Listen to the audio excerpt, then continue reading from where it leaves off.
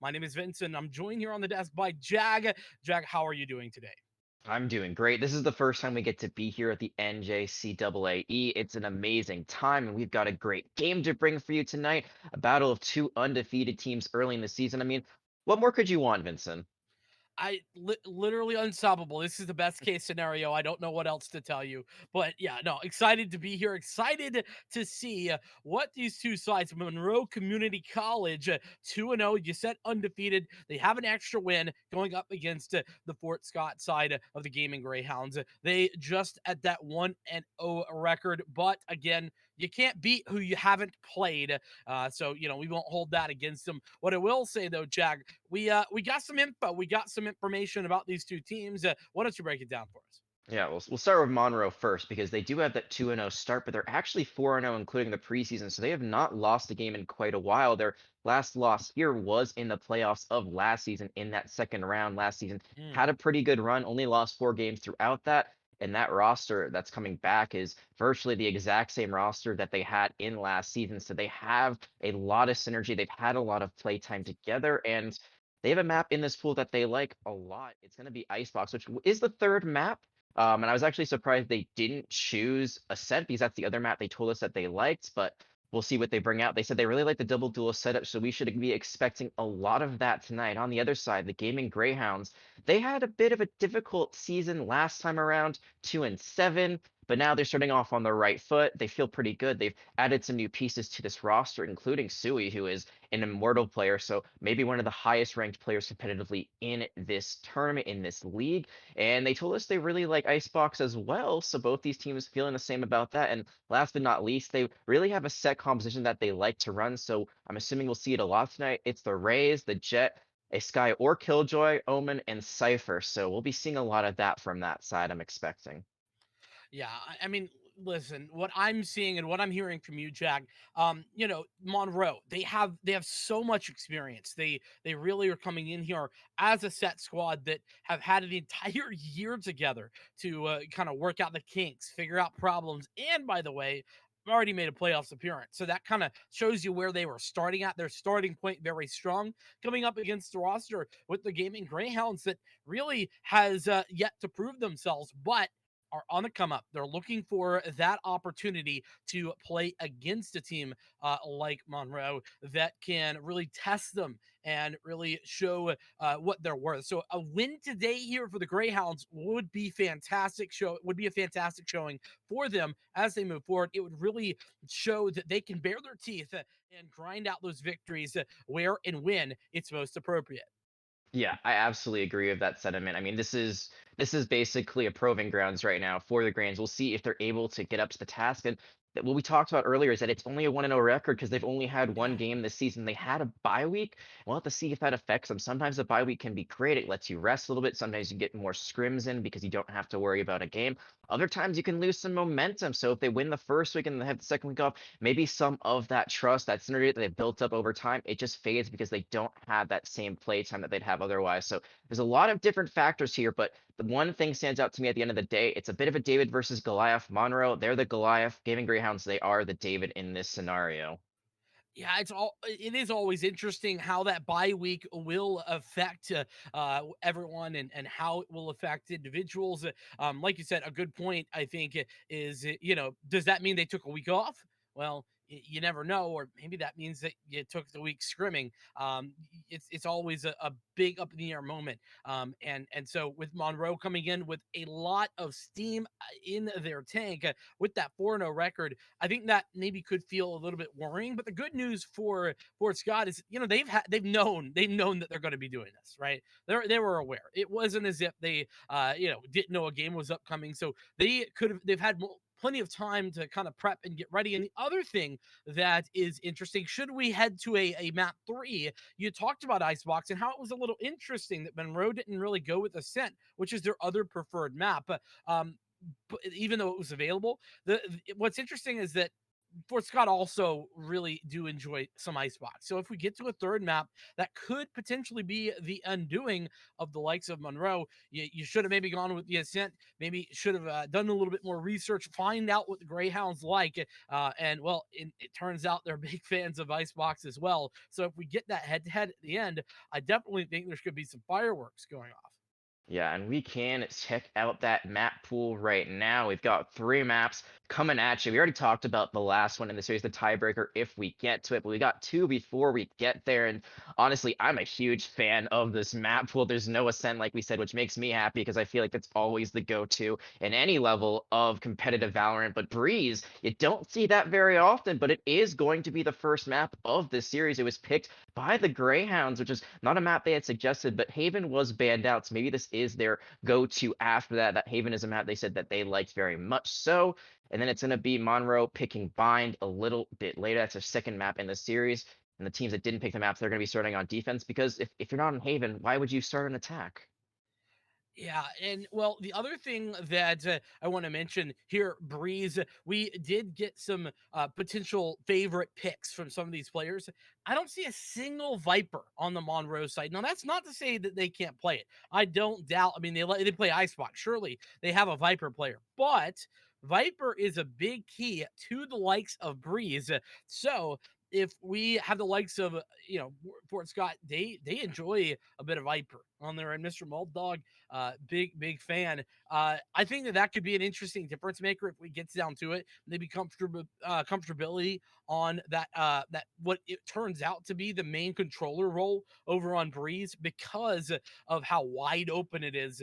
It's really interesting. But we are getting ready to get underway here with Breeze, which, like you mentioned, going to be our first map. We would head to Bind next. That the pick of Monroe, like we were talking about. But with that agent selection underway, and Jag, tell me what you're seeing as we take a look. I hope not a Euro. I feel like it's probably a bit of a bait. We'll see if that comes through. I'd be very surprised if it did. I kind of want to see a KO here, honestly. I feel like KO is actually really, really good here. I feel like his second best map is Ascent because his 0 points can go over, basically any surface. So if there's an open area, you can throw it over a wall. As long as there isn't a roof, you can get a great suppression. You can find out who's in the area.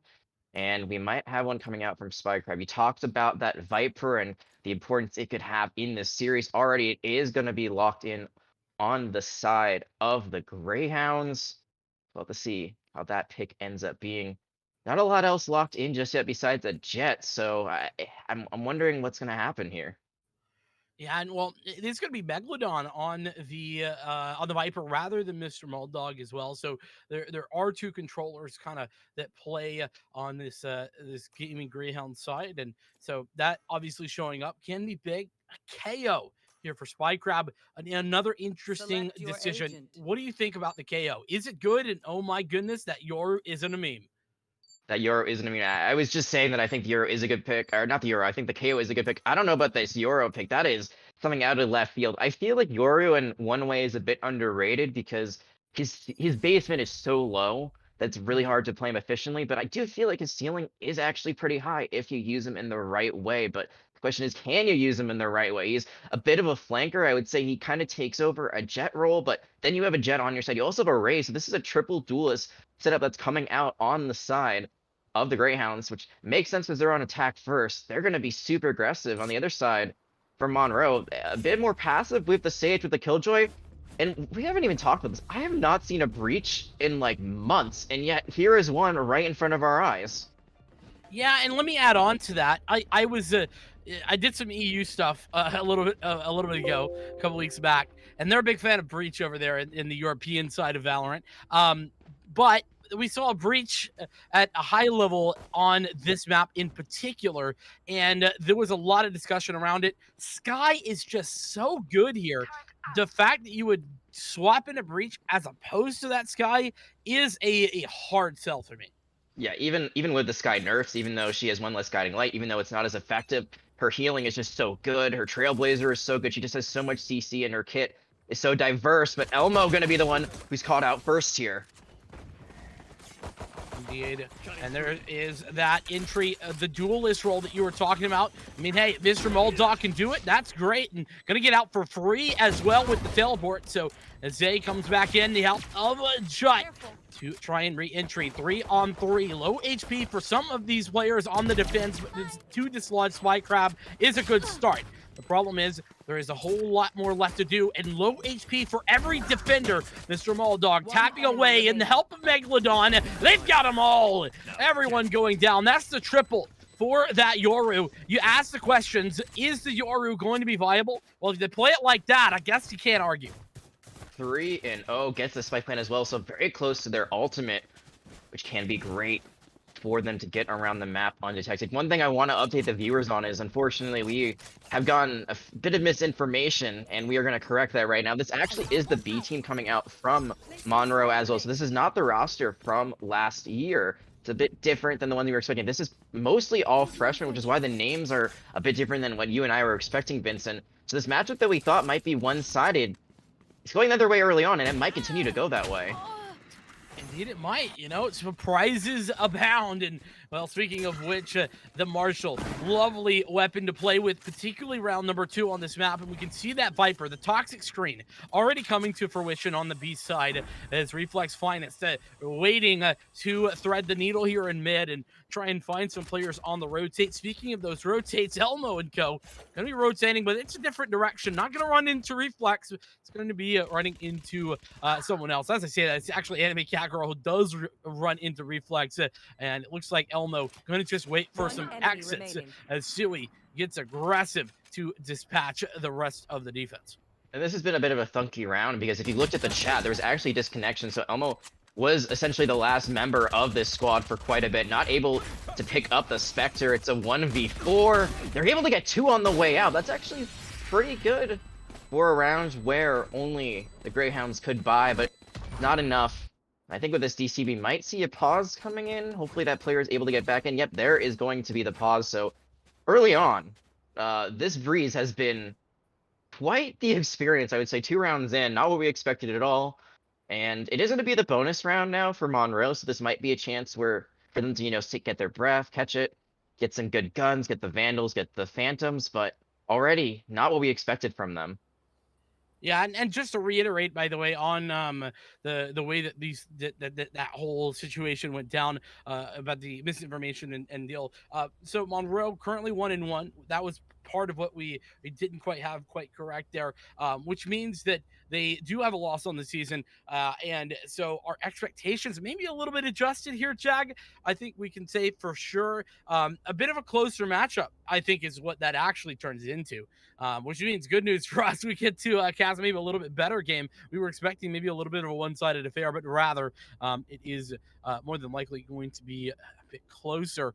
And as this timeout ticks away, hopefully we've got everybody back in server and everybody going good. But don't quite know if that's the case or if we'll get another pause coming in. It looks like both teams are on the same page here. You may see a timeout actually come out from the Greyhounds. They might try to burn one of their own to try to help out their opponents, as right now this Sage is AFK, disconnected from the lobby. Unfortunately, it does not come through, so this is going to be a 4v5. Like you said, this is probably going to be a closer matchup now because of, you know, the different squad, not the squad we were expecting, and that means it could end up going to 3 maps when all is said and done. We'll to see how the rest of Breeze pays out, but already a great squad, and that's going to be the first kill on to Jut. Fantastic opening, and this follow-up is there for good measure. Backside there, attempting to do some work was Anime Cat Girl with that Marshall, but, you know, Marshalls, they are effective, but sometimes you get overwhelmed, and overwhelmed they are. In the back is 2 left alive. It's really just 1 because of that DC, and that's Zay the Vampire. He's got a frag there with the SMG. Unfortunately, that SMG not going to do very much from that range against a Vandal. And that's what Suey has, dispatching them. And the follow-up, Tomont, unfortunately, still AFK for now as they've been DC'd. Hopefully we'll get that sorted soon. But it's a 3-0 start here for the Gaming Greyhounds.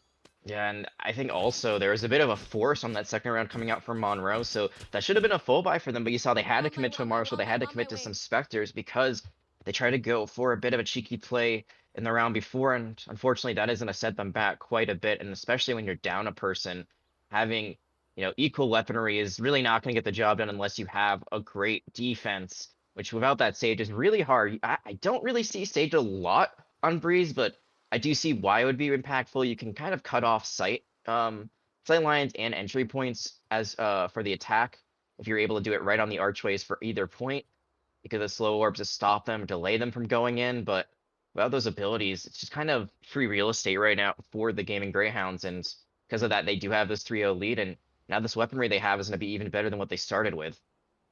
Yeah, on the conversation of Sage, the attack, I think that becomes a little bit of a liability. But on the defense, you play it around that pipe area, towards mid.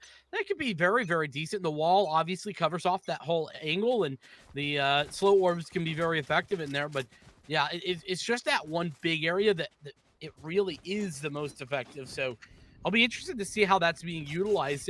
But speaking of ultimates here, Jag, we do have that dimensional drift, the Yoru that we've been talking up so often, ready to go here on Mr. Muldog. Yeah, I'll They use it handle immediately this. too, gonna try to get some scouting information. I'm not sure as much is gonna be found here. They didn't really go that far. They just kind of went on mid to clear that out, and now there is an approach here on B, but they're gonna fall. But on the other side, A is being taken over. I mean, more like Sui's taking over, as it's a 1-2-3 frag round for Sui. Still 15 bullets in the chamber after 3 kills, by the way. Swats out one of the remaining couple of players, but gonna have to fall back. That's a very well-placed 0 point, but unfortunately, it is going to be Toman who wins the duel. A secondary duel also being won. This is now a 2-on-2 with Sui gone down. Toman has an idea, knows, but no, peeks without the gun out. That's a no-no. Got a little bit scary, but either way, the retake still forthcoming. This was a guaranteed round, and now it's a bit scary. First duel, missed. Reflex finest falls. And now 1 versus 1 on this site. Megalodon, she tries, but she's not able to connect. Zay the Vampire with the double in order to get back on the site. 3 on the round, and the defuse comes in. A little bit close, but that's okay.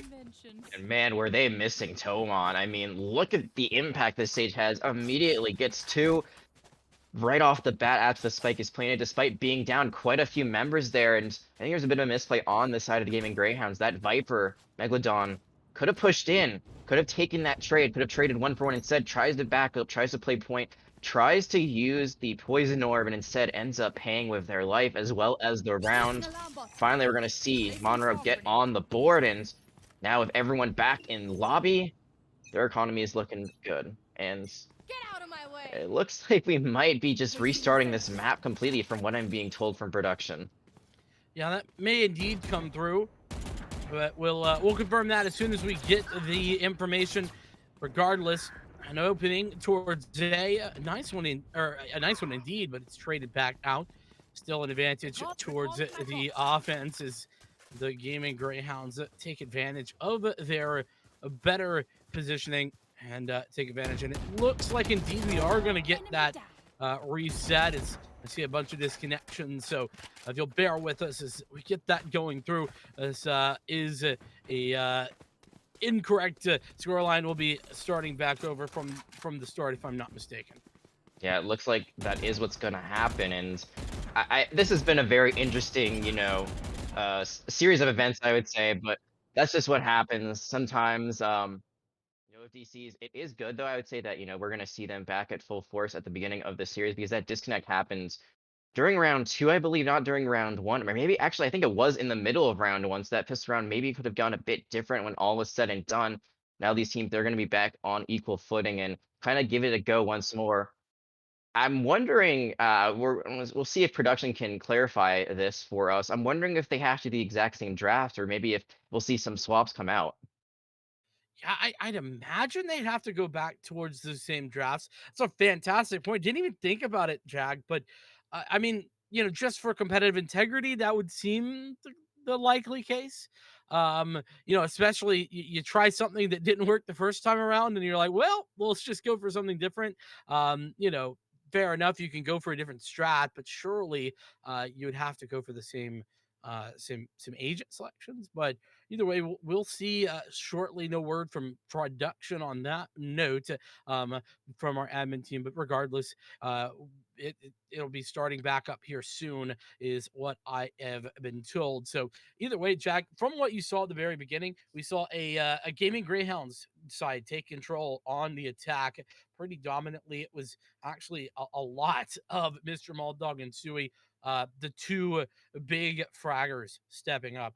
What can Monroe do to sort of remedy that situation? Now, again, fairness, they had a DC for most of it.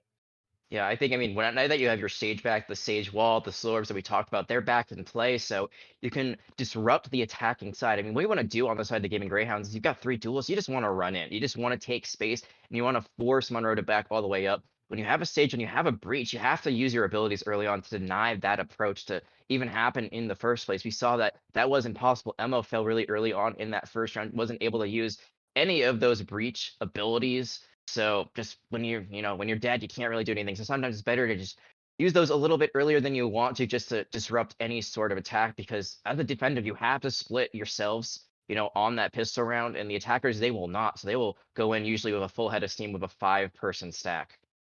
Yeah, that's just it. You got to utilize it your advantages the best way that you can. And you're right. Whenever you're going up against a large push, i.e., a 5-person push, it can be difficult to defend. But we're headed back in, and indeed, we are getting word that the agent selection is going to need to be the exact same. So we should have that locked in pretty quickly. That's good to note. I mean, obviously, competitive integrity and the such, want to keep things as fair as you can, considering the unfortunate DC situation that occurred. Yeah, and I think the Greyhounds might be having a little fun with it. All of them have Jet on their screen, Just take a breather. You got 60 seconds, why Yeah, not? Enjoy yourself while you're trying to figure out how do you get to the same lead that you just had without, that DC kind of helping you along the way. I mean, you and I are in agreement. Like, this match, we expect to be much closer than originally anticipated now that we have those updated rosters, now that we have those updated season records so far throughout this season. Only 3 weeks in. This is the third week to be exact. And now, as these picks once more are on the board, I mean, it's basically it's a whole new game. It's a whole new world, Vincent, and we'll have to see if the Gaming Greyhounds can keep up what they had, or if Monroe is able to get to a better start than they were that time. yeah. Here's a real question here, Jack. Do you try to outbrain Monroe here, or do you just hit him with the exact same pistol round? Like You like know, you know, do you big brain it, or do you just roll out with the confidence play? honestly, I feel like this is a bit of a mental game, and I was thinking the exact same thing before the draft happened. Like, what do you do right now as an attacker? You've kind of already shown your hand early on. Um, And I feel like the power move is actually to go for the same play, because they're not gonna be expecting it. It's like, why would you do the same thing twice? It looks like it's not gonna be the same approach. You can see they're probably gonna take that zip line up and try to kind of take more of that A heaven space, but it does look like it's gonna be an A approach nonetheless. Maybe a split approach. We'll have to see how that ends up being. They're also sending the raise to mid, so it is a bit of a different look, but at the end of the day, it looks like they're going to the same site as the first time. Yeah, that's slightly different, sort of maybe that three-way split, but actually, I mean, it's looking just as if there's going to be 3 people entering towards the main entrance, one towards mid, one in towards tube. So an interesting decision nonetheless, as we look to get back underway here. Some damage being done, and in fact, damage done and taken out is the Vampire, as the opening is there. Dula on the site, gonna try and deny that plant. Does in fact do just that. Overheal is good on the overheal, and unfortunately, big missed shots from Spy Crab allows for the overheal to come back through the double kill. But now Subdula left alone, 1v2, half health for the Jet, a lot more for Mr. Muldog, who's the one to take the duel and take the victory. This one a little less clean than before, but it's still the Greyhounds to take the pistol. Tui, that is a lot of confidence in yourself to go for that buy early on. Get the most expensive sidearm in the game. It's one shot, one kill for most events if you're able to get a headshot, and body shots, it's a little bit more dangerous, but regardless, they take over the point. They're able to survive long enough for the rotation to come out from the last member alive on their team. The Greyhounds, like I said, are able to get that first round win, and now the victors go to the spoils. They're going to get 2 Marshals and 3 Spectres. I talked about it in our first go around, but I'll mention it one more time. Man, these Marshals are deadly on Breeze. These long sight lines just open everything up.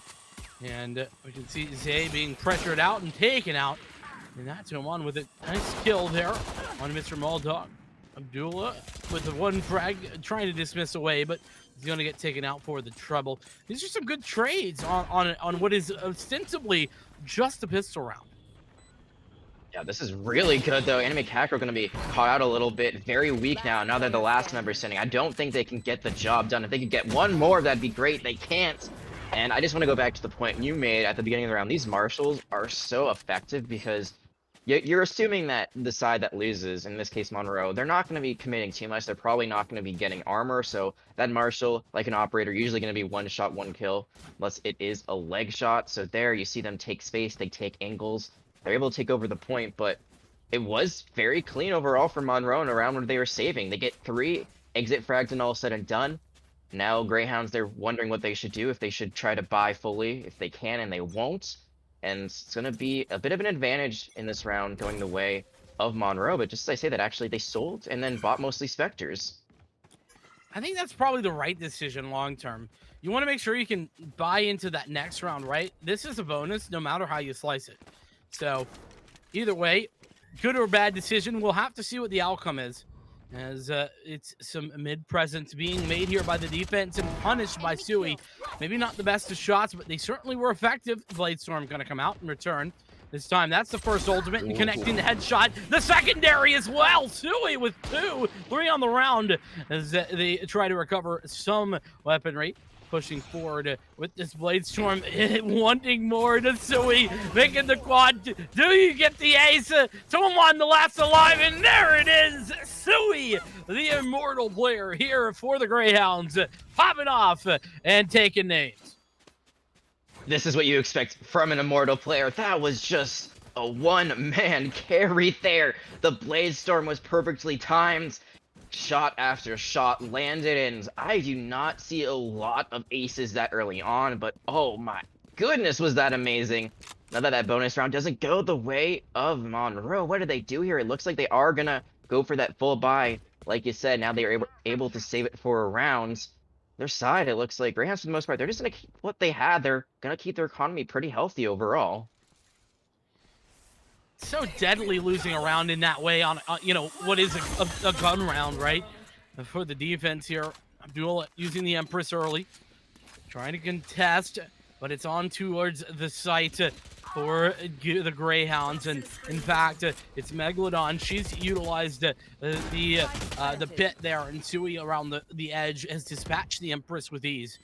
Now a big advantage, plus the pit, means that this retake is all but over. As I say that, though, NJCAAE with a frag. Megalodon looks for the trade, and it's quickly become a 1-on-9 impossible scenario as Megalodon just finishes things off with ease. That's a great round again from the Greyhounds. They're just looking unstoppable. Now this economy that was looking all right, was able to buy 2 rounds in a row for the side of Monroe, cannot. They're going to have to go for some Marshals, some Spectres, some Ghosts, and hope for the best. They are usually finding at least 1 or 2 trades here and there, so it's not like this is flawless by any means from the Greyhounds, but it has been disruptive, it has been aggressive, and these defensive characters that have been used, these agents, the Sage, the Killjoy, and the Breach on the side of Monroe, they just have not been enough to stop these pushes. Yeah, and on the concept of that breach, Elmo, I'm sure a fantastic breach, but I think we're seeing some of the weaknesses of that agent in particular on a map like this. It's hard to anticipate where to put the likes of a fault line. It's a very small area of effect on a very big map. Yeah, and I mean, you got to really use it at an entrance point, and if this mid take keeps happening, how can you really anticipate that as a breach? You're going to put yourself in harm's way. Indeed, speaking of harm's way, it's NJCAAE and Abdullah who live in harm's way and now die in that same area. As Stewie looks for an entry onto the site, gonna make some footsteps there with the help of the Ooh, just I'm saying that elbow coming around back. This is a great find, actually. And a nice little teleport from Mr. Maldog was a good idea, but it doesn't quite hit its mark. It's going to be the ultimate coming out to an attempt, but with a nice blind. Unfortunately, it's Sui to find the frags. That was a good attempt there in the back from the breach. I thought that that could have come, come to fruition, but unfortunately that blind just hit him at the worst time. It was a good rolling thunder, was able to knock up one on point, but where's the follow-up? The problem with that approach is you're coming from different sides. So you have to run in, you have to go for the pincer approach much quicker there. They aren't able to. The sightlines are covered still pretty well by the Greyhounds. They're able to find out where that breach is because they know that someone just died there. And that flank, it does get value, but it's not enough. Again, trades, there are plenty, but it's still a 5-0 right now. And that's going to be Sui just opening things up. Sui is the opener, as we see a dimensional drift here from Mr. Muldog. And, well, let's see, information found, not so much. But, yeah, gonna elect to go backwards this time. But that's a lot of information gathered. As you can see, Reflex Finest is pushed all the way up off the back of it. And the plant going down over at A, where nobody sits, as it's a 5 versus 4 for the retake. How do you approach this? Elmo going to be taken out, so not able to check that corner. You have the res, but it's a 5v2. Do you even try to invest it? You have the Blaze Storm too, but it's not worth it. This res is going to be saved for another round. Yeah, it's hard to try and argue an investment. Poor Tomon has just been the 1v5er this game. You gotta feel for the guy because he's just walking into impossible situations.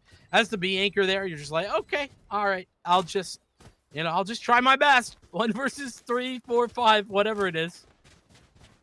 Yeah, and we did see them pop off quite a bit before the restart. You know, they came back in and it kind of seems like they were the spark that was needed by this Monroe side. But Stewie, I mean, look at this. 16-1-3. This is an immortal player at work, and what I believe is about a flat average.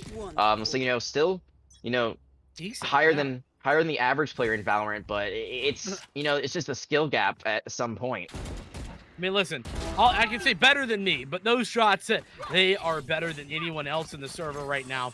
And Sui opens up, Blade Storm moving as he looks for more. Careful. It's Anime Catgirl on the other side. It's the battle of the Blade Storms, and there, the victory for Anime Catgirl. And the trade up. Here is another Viper Spit from Megalodon.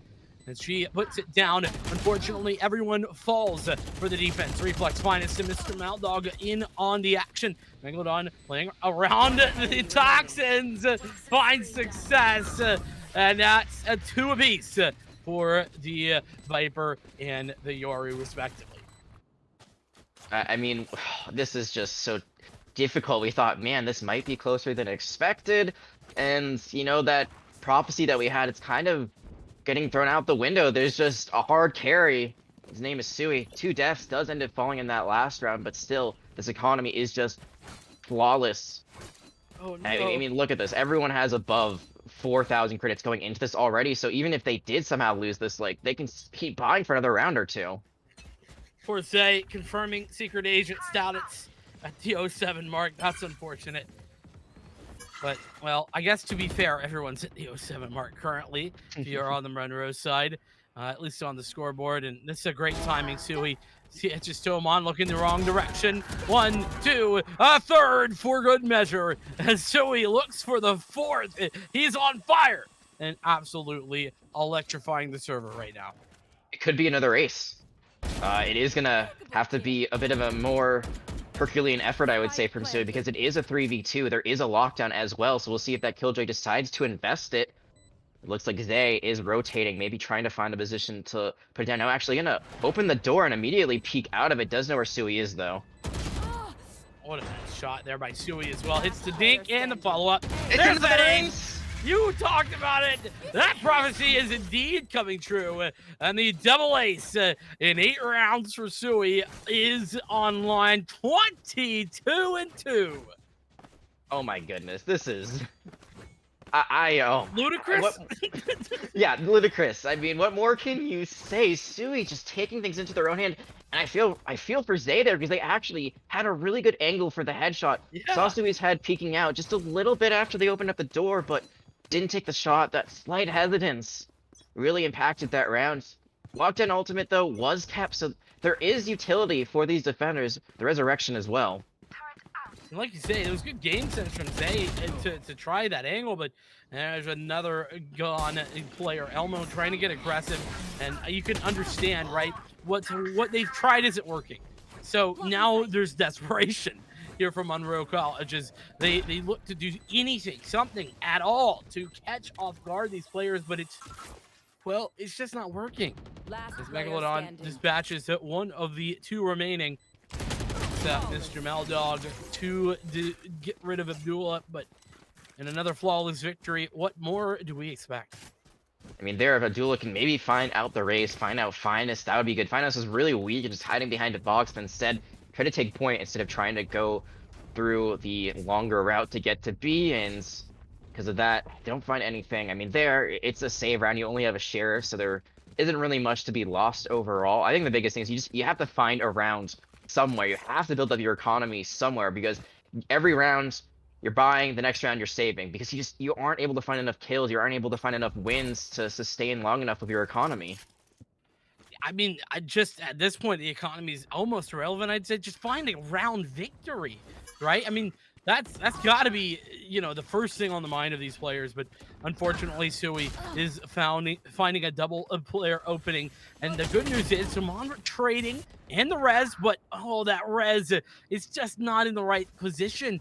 It's opened up both the res player and Tomon to taking a death. And what a fantastic shot there from Reflex Finest. Gets blinded by the leer, but knows where the peak comes through, and it's a headshot anyway.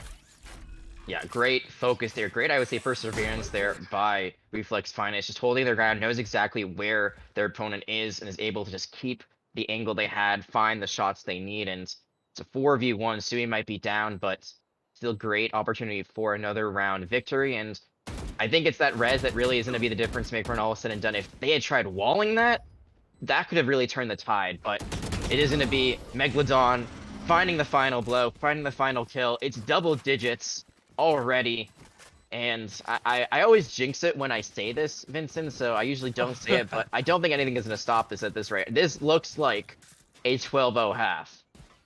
Yeah, I mean, it does. And listen, I hope that Monroe can pick up a round here. You know, I hope you've jinxed it just for their sake, but honestly, I'm on board with you. I think that this is looking to shape up to be just that. With that being said, anything's possible. The game of Valorant is ever changing. Always are possibilities, and that's just it. You gotta take every round as a brand new game, and if they do that, Monroe certainly can pick up a round or two here at the end of the half. But it is indeed going to have to be a very tough task for them to overcome. As here we are with another pistol, it appears. As Tomon takes some shots and falls back. He's caught with the orb out. Nice little tappity tap going through as Tomon wins that duel. Fortunately, the follow-up is not going to be there. 2 players left alive here for the defense. Knowing exactly where that rain is, finding out Jut, and now it is this lonely breach Elmo once again. I feel like Elmo has been the last person quite a bit. 5 health and a dream, but has all their abilities online. You know, when in doubt, spam those abilities, right? Oh, that's unfortunate. Turns away at the last second. I think they expected Sui to just drop all the way back, but instead Sui just used the dash kind of as a bait and then immediately ran back in. Oh, that is brutal, unfortunately, for Elmo, and that could have been a kill on the top fragger in the lobby. And on the other side, Sui is approaching a 30 bomb. In half number 1, by the way. I mean, that is uncalled for. Maybe the word I would use. Outrageous? Indomitable? Take out your dictionary or your thesaurus, you know, and just put outrageous in there. Any of those work. And so with that, we are a Blade Storm up and an Empress out here as Sui looks to do it again. These Blades have been pretty darn solid the entire time. That 0 point gonna give some information over. There goes the showstopper. It's a good opportunity to find that opening. Bladestorm dashes forward. That's going to be a good connection. And there's Anime Cat Girl. Going to team up with the Rolling Thunder. Connects a double. And able to maybe pick this up. But Spycrab and Megalodon able to return fire. Both players picking up a frag. Dimensional Drift out. The Viper's Pit as well. 3 versus 3 as the spike goes down. That lockdown is still online. No, it's going to be offline now. That spike still hasn't been planted. It looks like finally they're going to do it, but this span from the Odin, is it enough? Notice Tuman alone once more, and now they've been found out. No command was used, so that KO can be brought back depending on how they want to play this, but that suppression might be enough for this 1v1. And remember, now you stay suppressed over time. Attempted the shot, but Tomon goes down. A valiant effort, but unfortunately not to be. Megalodon with the big clutch as she confirms the 12-0 half here, Jag. That is indeed a pretty disgusting one. The icing here, or I mean, maybe not the icing, more aptly, at the very least, does deny Sui the 30 bomb at halftime. So you're gonna have to find 2 more kills. This could be the last round. I feel like this. I mean, it is do or die right now for Monroe, but I think just any round you can find here would be great to uplift you going into the second map of the series. If they had been a little bit quicker on that rotation, that lockdown, it was so important. They needed to throw it down and force the Greyhounds off point, but it wasn't found, and now they are on their last chance here on Breeze. Oh, look at all that information! 3 agents suppressed! There goes the fragment. Flash drive still online, but that fragment gonna force Anime Cat Girl back, and they've taken damage. Right clicked, no right clicks, shots missing their mark, but Sui certainly isn't. Has one, make it a second as Abdullah with the entry finds one successfully. This is looking like it might be all over. Sui picks up the third. This is a nice little fine long range. Big fan of that one. It's Tomon takes out Megalodon. Although this is going to leave the 1 versus 2. Sui is very, very low. Unfortunately for Tomon, it's Mr. Meldog who does take the swing. And that does confirm the fact that we are at a 13-0 Jag dominant here for the Fort Scott Gaming Greyhounds. And Sui getting 3 does confirm that is a 30 bomb, 31 kills when all is said and done. I don't want to say that was a one-man effort because there were still some pretty good plays, I would say, from Reflex, and Mr. Maldog actually made that Euro work quite a bit. I think those dimensional drifts were very effective in finding out information, but Dewey, I mean, what can you do against a player this good? 31, 4-4. Their average combat score 669. I have never seen a combat score that high in a competitive game of Valorant. I'll be honest with you. I think that's the highest I've ever seen in a game I've casted. I've seen some high 400s. I've seen like low 500.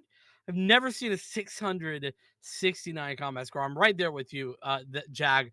That is outrageous, but I think it's probably fair. I think what probably allows that is that 216 econ rating, and 8 first bloods. So I think I would have to agree that, yeah, it wasn't necessarily a one-man show, but without Sui, this game is not the same by a long shot. And that combat score tells us exactly that. Despite the fact that, yes, you're right, Megalodon, nice couple of clutches we saw from her. Mr. Meldog and Reflex Finest had some fantastic shots in addition to that. So it's not, one-sided on that scoreboard, but it definitely was not a great showing from the Monroe Community College side. Fortunately, though, Monroe, they are headed towards their map pick on Bind Jag. We're going to take a break, let them get situated, and hopefully just mentally reset from that one. I know I need to. So we'll be back here in just a couple of minutes with much more Valorant, at least one more map. That's Bind coming at you in just a few. The news says Gen Z is. We're back with more NJCAA ARNG webinar series. It's week 3 of Valorant. My name is Vincent, joined again by Jag. We just got done watching a dominant series, I guess is a word to use to describe the 13-0 stomping. That was map number 1. We're headed to map number 2. Jag, is there any light at the end of this tunnel? I mean, we know that this Monroe squad can take rounds off of the Greyhounds because we saw it in that game that unfortunately did end up being restarted. And, I love that both teams came together. They both wanted to work through that DC. They wanted to help Yeah. each other out. Greyhounds, a lot of sportsmanship there, despite the brutal game that they ended up handing to Monroe at the end of things. But we do know that they can hang at certain points, and they had rounds that they had win conditions. They had rounds that were very close. It was just a few mistakes, I would say, in rotations not being quick enough or abilities not being used at the right time. So just a few of those little decision-making things for Monroe. If they're able to clean it up going into this map, I feel like they could be a bit more competitive here. I agree. A bit more competitive, 150%. I don't know that they could take the win. This is their map pick. Give them credit for that. So, they went to Breeze, probably an unfamiliar area. I think that honestly, their agent selections really told me it was a bit unfamiliar to them. But now we had to Bind, a place where we know that everyone's familiar. This is an original 3 map, a map that everybody's played a million times over, and I think that they have a better opportunity here. I'm really interested to see that agent selection, because if Elmo picks back up that breach, I think the breach is so much better on Bind, and I'm really excited to see what he can bring out with it. Yeah, I agree. I do think the Breach is better on Bind. I also don't think the KO is good on the other side for the Greyhound, so I don't think we'll be seeing that as much. My question is, do the Greyhounds stick with the triple duelist composition? I think Raze and Jet are still really good here, so I'd expect at Yeah. least to see double duelists, but that Yoru pick, I mean, you and I were like, what is going on here? It ended up being, good. I wouldn't say amazing because, there was one player on the Greyhounds that really was doing most of the work on that Jet role, but the Euro was really good for information. So do you do something instead like a Sova that can give you a lot of recon as well and has a bit more utility for the rest of the team? We're gonna find out because that agent selection is gonna be starting right now. Uh, and I'd love to see, an Astra or an Omen. We didn't really see a normal controller. I mean, you do have the Viper who can kind of play similar role in Breeze, but here we'll see if it works out. And Elmo already is hovering over that breach, but now maybe it's a Reyna pick. I don't know. These teams have been baiting me like all day. I mean, that's true. I would say the Viper is the normal controller for Breeze, but you could see a Viper here too. Looks like Sui's going to lock in the sky. So I interesting. You might ask, why Sui goes with the sky. Well, I think no matter what Sui plays, we're going to see some fireworks. But definitely interesting not to go with that. And you asked about whether or not we are going to see a plethora of duelists, and well, they're definitely going to have some duelists. But Yoru, it's back and still kicking. And I'm a bit worried about this Monroe draft already. I do like the Reyna. I think Reyna can do work here. I feel like she's better on other maps like Haven and Ascent, but still, if you're able to find good leaders, it can work out. But this draft seems much more defensive, in my opinion. Like, it feels like they're playing for the second half, especially with a Viper, Killjoy, and Sage, and they're starting on attack right now. So they're gonna have to, survive this attacking round, get some rounds here if they want this composition to really be efficient. On the other side, like you said, Sui is gonna be going to the Sky, but just because Sky is a healer character doesn't mean she can't frag. With her Trailblazer and her Guiding Light, both stuns and flashes respectively, she still has a lot of engage and she can pop off. And they've broken my fundamental rule here, Monroe. And to be fair, this is a fundamental rule that's for like tier 2 Valorant, so it's maybe unfair to hold the same standards, but it's never play Killjoy on Bind. That's the fundamental rule of Bind. It's just, man, it's not that Killjoy is necessarily the worst here. It's just that Cypher's so much better in literally every way. So, especially when it comes down to the attack, you really only have the lockdown. The lockdown's really hard to place. There's not a lot of intelligent ways to place the lockdown that's not very exposed.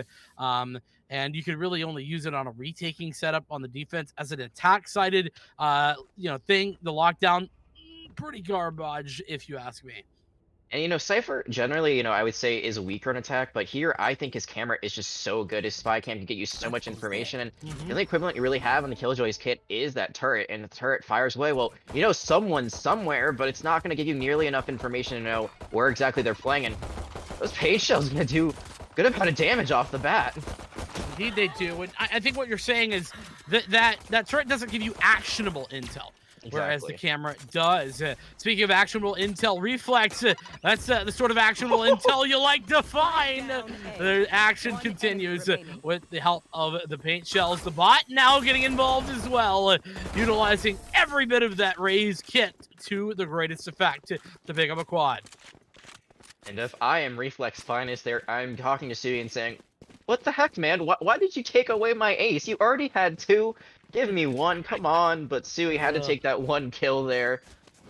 I mean, of course, like, when you're winning this dominantly, I'm sure things like that aren't that important, but, you know, you want to pop off yourself. Regardless, it's a 4K when all is said and done. A great start to this defense for the Greyhounds, and now they're going to be able to buy a little bit here. On the other side, it seems like Monroe, they're actually going to be doing a bit of a force buy. 2 Spectres coming out on their side.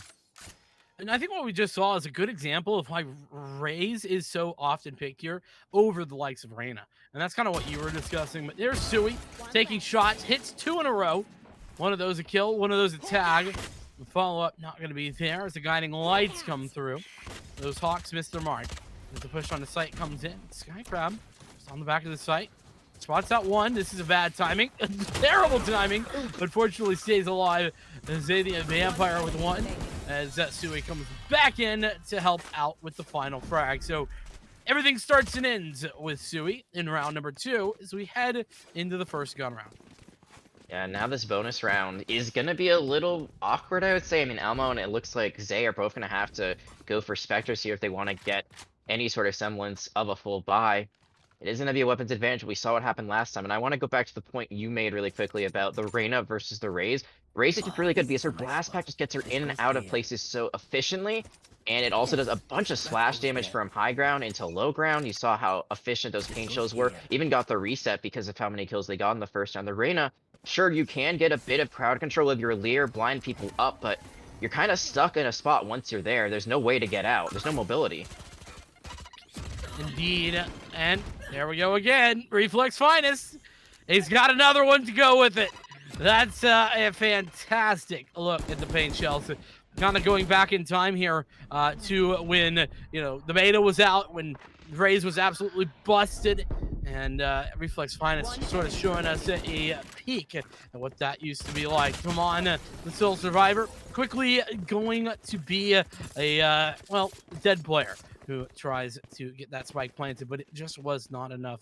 What went wrong there, Jag? I think what went wrong there is they're trying to force this A short, and it's just never working. They keep trying to push down that alleyway, and immediately it's going to be controlled by Reflex Finest every time. Those paint shells have just been so efficient. Again, we got the reset because they got 2 kills. I think you try to take over showers if you really want to go to A, or, you know, at least wait, be patient, try to play for a default pick, and then maybe once the rotation has happened, then you try to go into A. But this time around, might be trying to go for a B push instead, based on where they're positioning, or it might be just more of a mid take. Mid, it doesn't really exist in this map. It's more like market area that exists, so we'll see how this ends up. Yeah, and we can already see that Viper, well, the toxic screen, going to be committed towards B. That gives the information it's probably going to be a B hit. Spectre on site. It is indeed going to be a B hit. The Nebula comes down to lurk out on the site by NJCAAE Girl. And, well, that's a good opening, but unfortunately, Sui, who's there to defend and has to pull out the pistol, but that pistol's just as effective. Spike's planted, but a nice double swing allows for Tomon to take 2 frags away. This is now an advantage here for Monroe. They can pick him around here realistically. Gotta hold these angles. The gravity well is gonna pick up the Sage, but Tomon, I mean, we talked about how they were kind of the guiding force early on. Has 3, has the Vandal, and still has a decent health pool, but Reflex Finest is the one they have to face off against. Oh, no. Oh, man, that's so frustrating. If you're Tomon, you do everything. You pick up all the entries. You pull up and clutch up, but it's Reflex Finest that you have to go against, and he's got the shots.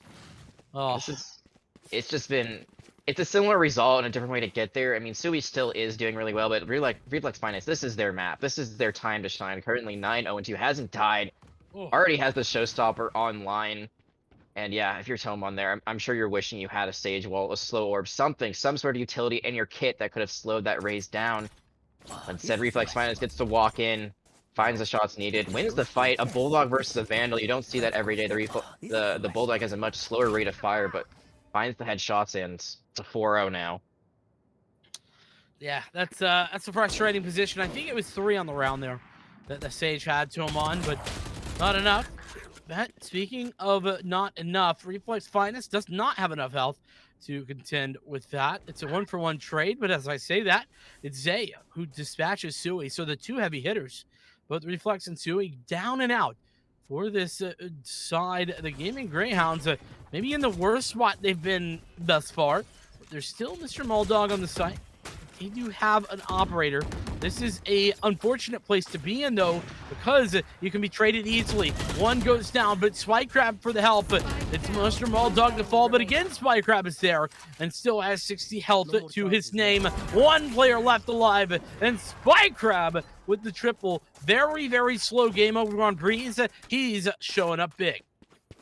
There, Monroe, you just have to realize what your win objective is there. The raise is gone. There's no more spam damage. You can run up A. There's no worries, especially when this Cypher has been regularly playing on B, so you got to assume that they're going to keep that up. They try to go for the rotation. They try to be a little bit fancy with it. And running into that operator is just always going to be a difficult time. They do take out that Yoru, but it's not enough to get the job done. Cypher stays there, and those ultimates also were not online. The 2 ultimates they had, those members were dead. The res could have been so useful there. Could have been, but coulda, woulda, shoulda is all they have to say for it. For now, Monroe trying to put 1 round on the board, and this time it's with a bit of a pour by. Pushed out here on towards B, met by the operator. Mr. Muldog with the frag. Sui is going to be flashed out for the time being, courtesy of that blind. Sui comes back around the corner and unfortunately is a dominant force to contend with Reflex Finest coming in from the back. A flawless victory.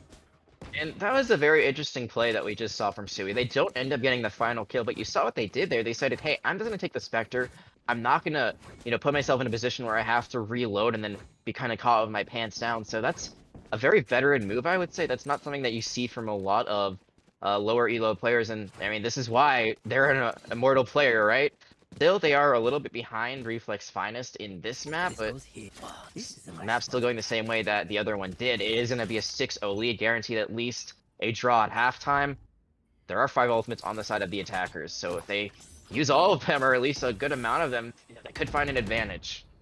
Something I like to say is that your score doesn't matter when the score up above is 6-0, and I think that's definitely the case here. Sui trading out Reflex trading out Sui, follows it up with another kill, and you see the usage of the gravity well. Absolutely fantastic. And oh, there we go. The res came through, but this could be a 6-man ace. Give it to him. Give him the opportunity, but Toman shuts it down. Says, no, that is not to be. Toman's going to quickly be met with a, oh, what? That looked like it was on him. I'm not sure if that was just a leg shot or what, but Mr. Muldog does not hit the kill. Right now, I mean, the healing orb has been used. Pop the Empress. Why not? You already used the Resurrection. It's a 2v3. This is actually a very winnable scenario. Give yourself the most advantages that you can. Megalodon going to be facing off against Tomon. I believe there is a rotation coming for Tomon eventually, so it's gonna be they're gonna have to make a move eventually. They cannot just sit here forever. 30 seconds left. Man, it looks like Megalodon might be struggling with some latency issues by the looks of it too. So she goes down. Elmo gonna get that spike planted. 2 versus 2, looking for the retake. Empress online. They're up. Nope, now they're down. Never mind. And they're gonna use a dimensional drift now to find out where this Sage is. I mean, this is looking really bad now. Oh, that is disgusting. That should never work. That is a situation where Mr. Muldog using the surprise factor, I think, takes the advantage. But there's so much time on that animation that realistically you get punished for that 9 times out of 10. He gets away with it because of that surprise factor, and it's another victory for the Gaming Greyhounds. Ford Scott up by 1 in the series, up by 7 in this game, and unfortunately Monroe still yet to score. 4 ultimates left though, so they only committed 1 there, so you know they still have a pretty healthy ult economy. I really think the Emperor should have been popped there. I just don't see why not when you're in this deep of a hole, but I agree with you on that dimensional drift. I mean, any animation for an ability in this game will punish you if you're out in the open, and that's why this game is different than other like ability-based shooters like Overwatch. You know, it's really at the end of the day, it is a tactical shooter. Your shots matter so much, and Mr. Maldog able to hit theirs and immediately get back to safety. That's a great setup with the Yoru. Yeah, that's where that Yoru really does shine. And here's Sui getting aggressive, taking the shots, and Mr. Maldog blind as a bat. Doesn't matter. Has the frag anyway. Make it 3. Sui's looking to close out the full house, and indeed he will. 2 for Sui, 3 for Mr. Maldog as the Flawless chimes in again. Oh, I mean, what a setup. Mr. Maldog almost getting an ace of their own. It seems like they're just passing around the 3Ks and 4Ks at this point. And again, this Yoru, I mean, it just shouldn't work. And yet, there it is. I mean, I was saying that earlier, the Yoru kind of works as a jet in a lot of ways. And there you see, instead of the dash, you just are able to go immediately back to a point, teleport through time and space. And I mean, why not go for that play with an operator? And, you know, the thing about that, right? Like, yeah, it's not as quick as a jet dash, but it does mean that there's a lot more question marks, right? You don't know where he's teleported. You just know he's teleported. And if you're too far away, you don't even know that. Speaking of not knowing, I don't know how the heck they're going to deal with Sui, because this aggression is outrageous. 2 frags already, 27 health, but looking for more. As he falls back, the push-up, this shot from Mr. Maldog doesn't matter. Take out the Sheriff and show him you can aim with that too.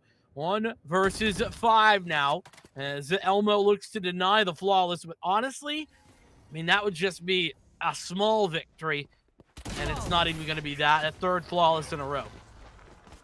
There was an interesting, I would say, series of events there where, I mean, the teleporter with the operator and the Sheriff, that's something in its own right, but there's actually a great chance for Elmo to find out Sui. Sui was super weak, 27 health, regrowth.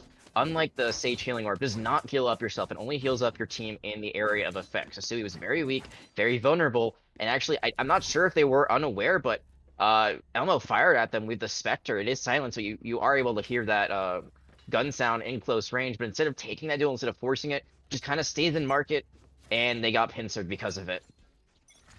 Yeah. It was good patience from Sui, to be fair, as well. Viper's Pit, this seems like one of those desperation Viper's Pit. And what it's going to do is allow for the entry with the lockdown. Those paint shells, though, they do massive damage. And the shots through the box going to destroy the lockdown as well. Sui coming around the back, though, going to be met by a wild Tomon who has the frag. Mr. Maldog from heaven, dispatching more. Reflex Finest was his 2nd. He leaves just Tomon left alone with 18 HP. That was a good attempt there with the combination of the lockdown and the Viper's Pit. You gotta do it on point. I think they were trying to use the Viper's Pit to cut off line of sight, try to avoid the gravity well and the paint shells combination that we've seen multiple times. Megalodon is just so good at the timing, perfectly in sync with Finest. And it's a 1v3. That healing orb will be online, so they should be able to get a little bit more sustain, but they're still kind of stuck between a rock and a hard place. I mean, I'll say the hard place being that they're down bad in a best-of-3 series. 30 seconds and, left. well, I don't know. Take your pick at what the rock is, because, oh, man, this is a hard one. Nice spot there by Spycrab. This should mean death shortly thereafter, and Megalodon has it. And, you know, this is a good example, by the way, of scoreboard not mattering. Megalodon down at the bottom. She's, you know, you look at that and you're like, oh, 3-3, not doing anything. That's a bald-faced lie. I mean, you look at all of these gravity wells just setting up kills for Reflex Finest time and time again. Yeah, the gravity wells, the nebulas, just controlling the map. It's been perfection, and that's what you want from your controller. That's exactly what they're there for. They don't have to be the ones that frag out. As long as they are, you know, creating space and chaos for the enemy team, they're doing it perfectly. And again, that synergy between Megalodon and Reflex Finest has been on points. So you're going to get a huge guiding light. That's 3 or 4 people that are flashed. Yeah, but the good news is it's only a 1-for-1 trade. And in fact, that trade no longer 1-for-1 as the frag goes out elsewhere and Tomon pulls out the heal, or rather the res, my apologies, meaning that this is a 2-player advantage. This is the time This is the opportunity for the potential round victory. Gonna be a quick from the shadows to come back and regroup with the team. Actually, going to spawn. That's a very aggressive decision, but They're gonna do it. gets away with it. They're gonna Big do it. frag. Vincent, they're gonna This is do it. around. They have it potentially, but no. Reflex Fight is still alive. And Megalodon, we know she's good for a clutch. This is not quite over just yet. I won't call it until it's done, but this is certainly looking good, especially as Enemy Cat Girl dispatches one player, and that is it. They got the round. Monroe not going to be swept away without a victory here in this series. Oh, I mean, Vincent, I hope, like, those watching at home don't think we're being sarcastic. We are legitimately excited about that. That is awesome to see. I mean, obviously, the Greyhounds have just come out swinging. They have an amazing squad, but Monroe, we never want to see them go home empty-handed. We know they're trying their best, and it finally pays off. They're finally able to get around under their belt, and they still have the Empress here. They could make something happen, maybe 10-2 going into halftime. I mean, I don't know if they can make a full comeback, but just anything, any momentum you can have is great. Oh, did you see what just happened there? Sui faked the flash that time, and everybody actually did turn. Unfortunately, Sui missed a shot, which means that it didn't actually come to anything. So another good opening with Sui going down. The Cosmic Divide going to be committed. Ultimately, though, that doesn't really matter as the site's still wide open. And Tomon finds another one. This might be a bit of a momentum turner. But this is a 3 versus 4. This retake's still doable. It's still online, and this is the last round to use it. You might as well try that Dimensional Drift. Probably gonna come out any moment just to find a little bit of information. There it is. He's gonna find out where the Reyna is. Are they gonna just immediately appear there? Spycrab with 2 with the Odin. Indeed. And they know where everyone's at, and that information is the play. Mr. Maldog, he might have only gotten a kill, but he got every little bit of info needed in order to close the round. Very intelligent use of the Dimensional Drift allows for the 11th to come to fruition for the Fort Scott Gaming Greyhounds. Yeah, they are still doing dominant and still being dominant, still doing great things. 2 sentences mixed up a little bit there for me, but regardless, result is the same. No 30 bomb, it looks like this time. It's been much more of an even effort from both Relax Sinus and Sui. And Sui, I feel like having a little bit of fun of it. Those 2 plays they've tried to make last time, like, I don't know. That's not exactly the best thing to do if you're a Sky trying to peek 5 people. Regardless, they'll try to make those big plays. Doesn't work out. Team is there to regroup, and like you said, that Dimensional Drift, finding all the information you could ever need. That Odin doing enough work, and it is good though to see Monroe coming back. I mean, honestly, on Breeze, they had some very close rounds. Hasn't really been the same on Vine, but these last 2, one of them was won, and the other one very winnable. Yeah, definitely. It has been a big difference between Breeze and Bind in that they have been dominant, but maybe this is the turnaround. 11-1. You pick up a pistol here, there's always possibilities.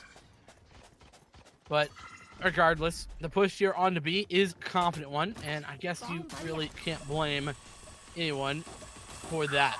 Tula, 1 frag, 1 trade. And Megalodon to do one better. Sui from the refrag. But again, these are just trades coming back and forth. And with Zay coming back in to dispatch Sui, it's looking better and better. But Spycrab, oh man, Spycrab waiting in the corner. Good for the double. Brings things back.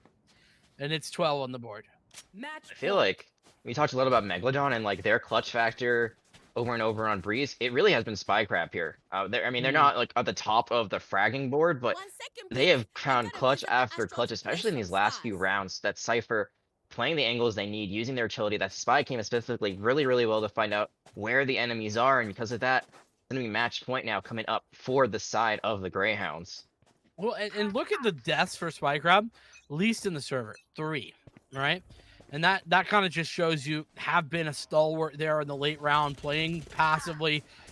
Speaking of not at all passive, it's Sui, who's just found their W key taped down on their keyboard. Unfortunately for them, that's only good for a 1-for-1 trade over towards B.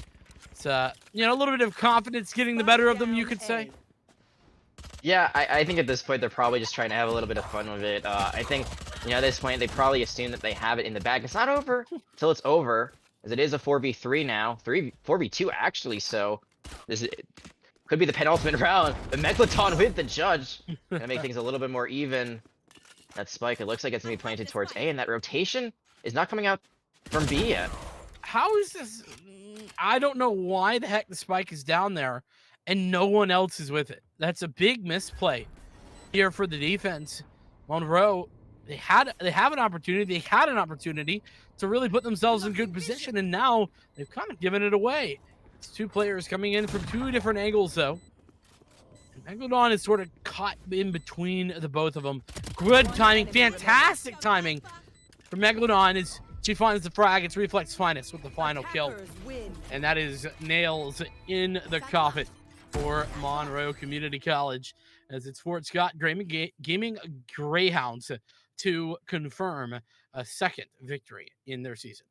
And I do not think this victory is ever going to be denied, but it's still great to see that Monroe, they never gave up. They kept fighting till the end, and there's going to be a lot of footage here that they can look at, can go over, VOD review, regroup. It's not over until it's over. The season is still pretty young. There's a lot of games to be played, so I still love that fighting energy. I think it's the biggest thing that Monroe can say is we never gave up and we gave it our all. On the other hand, Greyhounds, that week off looks like it did not affect them at all. They looked ferocious to this match, and I would say anyone who is in this league, the NJCAA Esports Valorant, gotta be looking out for them because they look like a top dog.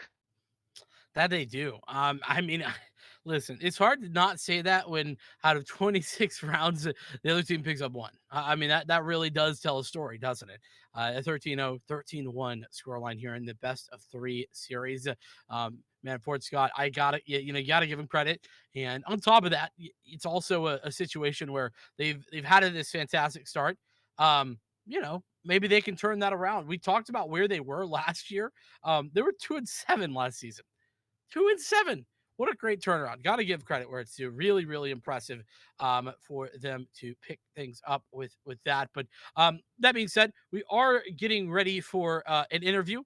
I assume someone from the Gaming Greyhound side. But in order to set that up, we're going to head to a short little break. So don't go too far. We're going to come back with that interview in just a few moments. The news says Gen Z is struggling. I've got news for them. And we're back here with the NJCAAE ARNG webinar series. And we are here getting ready for our interview with the one, the only Reflex Finest, the top frag there in map number 2. So without further ado, let's pull in here Reflex Finest. All right, real Reflex. We absolutely appreciate you coming on here and taking the time to do the interview. First of all, how are you doing? I'm doing pretty good. How about you guys? Oh man, doing fantastic. And well, to be honest, I'm sure you guys are feeling good after that victory. But let me ask you this: coming from last season, obviously not the season you were looking for hmm from a win-loss perspective, or just in general. But a 2-0 start. I mean, from last season to now, what are the feelings there in the in your camp? I don't think our team has ever been more hyped for our season. Last season, we've had a couple loose ends, but with our new players, we got Caleb and Kiana, that is Megalodon and Sui. They have kind of brought those loose ends together, and we're feeling hyped for this season. Off to an amazing start. Yeah, and I kind of want to touch upon that. I actually got to talk to Megalodon earlier on, and she was super excited. She felt really good about how the season started. Can you Mhm. kind of talk to me more about how them coming onto this squad has changed things up and led to the success early on? So, like for our last season, kind of everybody was kind of like differentiated. Everybody wasn't on the same wavelength, but we have two amazing players now that we're kind of just on the same level with. Comms are amazing, plays are amazing. Everybody's watching each other's angles. It's just going amazingly for us. Yeah, it definitely has. Now, I want to talk about Sui a little bit more because they had the performance Yeah. of a lifetime on Breeze. 31 was their final kill count, a few assists, and I think only 3 deaths when all was said and hmm done. So, they had that performance on Breeze, but then we swapped over to Bind. They went to the Sky. You stayed on Raze, and then you had some amazing plays with your paint shell specifically. What was it like kind of becoming the duelist carry there versus on Breeze, where, you had this amazing performance hmm from Sui? On Breeze, it's a little more open. It's kind of hard to get some boom bots and nade kills on there. But on Bind is Raze's map, definitely. There's hard corners that most people think the sit are safe, but they're not when there's a Raze on there. Kind of along those same lines, not to take anything away from you because you did a Hmm. fantastic job, but I think that there was certainly a helping factor, and that was Megalodon Hmm. on the Astra. She had some fantastic gravity wells. How does that communication come together? It's going actually really well. Later that game, we were actually talking about a new idea for us, with doing the gravity well and throwing my paint shells there, or even a boom bot. Yeah. But her one ways on that top box and a short was very helpful for some of my jiggle peaks. Absolutely. And we saw the fruit of the labor of the both of you there come to fruition. Fantastic game number two. With that though, I do want to ask a final question to you. Do you have anybody that you want to shout out, say hello to here at the back end of the broadcast? Uh, Honestly, I'm gonna have to do a shout out to my coach that is also here with this room. He has done an amazing job this year, kept us all grounded on a routine schedule. He's kind of not just the team, but we've kind of made us a family almost. Heck yeah, absolutely love that. Well, Reflex, thank you once again for coming on, and well, we appreciate you coming, and also congratulations to your team. Thank you. Can't wait to see the future games. And All I'm right. gonna I got one last final note I want to say before you send it out. I just want to say like that gaming room was sick. Like, we only got to see it a little bit, like the low light Yeah. though. That was really cool. And uh it's just like it's really cool to like see how junior Sure. collegiate programs have advanced like going forward. Like I really love to see all this. So that's all I wanted to say. Just best of luck to you guys in this season. Yeah, and it definitely is pretty awesome. Love to see it. But with that, unfortunately, I hate to say it, Jag. It is just about that time for you and I to say a farewell to everyone here on the stream. It's been a fun day, a pretty quick one to be fair. Not a whole lot of resistance there from Monroe, but I'm sure they're going to have some more success in their later games. Nonetheless, with that being said, I want to say a huge thank you and shout out to anyone and everyone who has been tuning in, and of course everyone on the back end as well. Absolutely couldn't be here without them. Service producers and everything doing a fantastic job. With that though, we do want to say goodbye and have a great rest of your evening from us here on the Caster Desk. We'll see you next time. The news says Gen